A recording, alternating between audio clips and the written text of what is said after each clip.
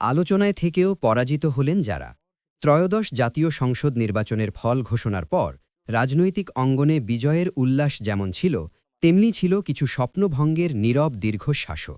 অন্তর্বর্তী সরকারের দায়িত্ব নেওয়ার প্রায় ১৮ মাস পর অনুষ্ঠিত এই নির্বাচনে তারেক রহমানের নেতৃত্বে নিরঙ্কুশ সংখ্যাগরিষ্ঠতা অর্জন করেছে বাংলাদেশ জাতীয়তাবাদী দল বিএনপি। কিন্তু ভোটের এই লড়াইয়ে এমন অনেক প্রার্থী ছিলেন যারা পুরো প্রচারণা জুড়ে আলোচনার কেন্দ্রবিন্দুতে থেকেও শেষ পর্যন্ত পরাজয়ের তিক্ত স্বাদ গ্রহণ করেছেন। রাজধানীর ঢাকা ৮ আসন ছিল এবারের সবচেয়ে আলোচিত কেন্দ্রগুলোর একটি। বিএনপির স্থায়ী কমিটির সদস্য মির্জা আব্বাসের বিপক্ষে এনসিপির নাসিরুদ্দিন পাটোয়ারির লড়াই ছিল চোখে পড়ার মতো। তীব্র বাকযুদ্ধ, জনসংযোগ আর প্রতিশ্রুতির ঝড় সব মিলিয়ে উত্তাপ ছড়িয়েছিল এই আসন। শেষ পর্যন্ত হাড্ডাহাড্ডি লড়াইয়ে প্রায় ৫,০০০ ভোটের ব্যবধানে পরাজিত হন নাসিরুদ্দিন পাটোয়ারি। ফল ঘোষণার পর তার সমর্থকদের হতাশ মুখ যেন নির্বাচনের আরেকটি গল্প বলে। পঞ্চগড় ১ আসনে জুলাই যোদ্ধাদের সমন্বয়ক হিসেবে পরিচিত সার্জিস আলমও ছিলেন আলোচনার শীর্ষে। শাপলাকলি প্রতীক নিয়ে তিনি পেয়েছেন ১,৬৮,০৪৯ ভোট।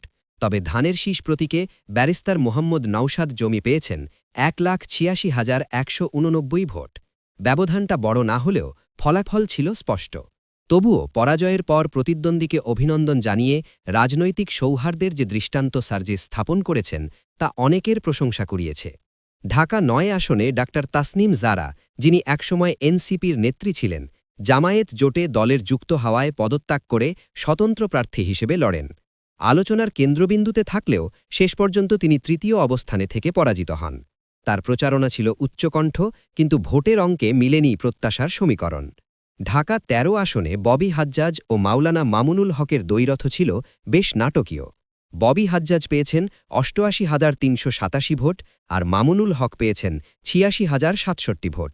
মাত্র ২,৩২০ ভোটের ব্যবধানে হারার পর ফল টেম্পারিংয়ের অভিযোগ তোলেন মামুনুল হক, যা নতুন করে বিতর্কের জন্ম দিয়েছে। ঢাকা ১৬ আসনে দীর্ঘ আন্দোলন সংগ্রামের অভিজ্ঞতা নিয়ে আশাবাদী ছিলেন বিএনপির আমিনুল হক, কিন্তু বাংলাদেশ জামায়াত ইসলামী সমর্থিত কর্নেল অবসর মোহাম্মদ আব্দুল বাতেন ৮৬,৮২৩ ভোটে জয়ী হন। আমিনুল হক তান ৮৪,২০৭ ভোট।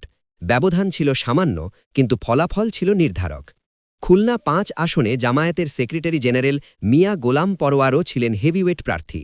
তীব্র প্রতিদ্বন্দ্বিতার পর তিনি বিএনপির মোহাম্মদ আলী আসগরের কাছে ২,৭০২ ভোটে হারেন। রাজনীতির অভিজ্ঞ এই নেতার পরাজয় দলীয় কর্মীদের জন্য ছিল বড় ধাক্কা। সুপ্রিম কোর্টের জ্যেষ্ঠ আইনজীবী ও জামায়াত প্রার্থী মোহাম্মদ শিশির মুনিরকে ঘিরেও ছিল উচ্চ প্রত্যাশা, কিন্তু বিএনপির নাসিরুদ্দিন চৌধুরী ৯৭,৭৯০ ভোটে জয়ী হন, যেখানে শিশির মুনির পান ৫৭,৮৫৫ ভোট।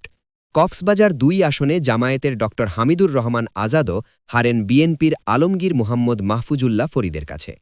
রংপুর ৩ আসনে একসময় লাঙলের ঘাঁটি হিসেবে পরিচিত এলাকায় জিএম কাদেরের পরাজয়ও ছিল তাৎপর্যপূর্ণ।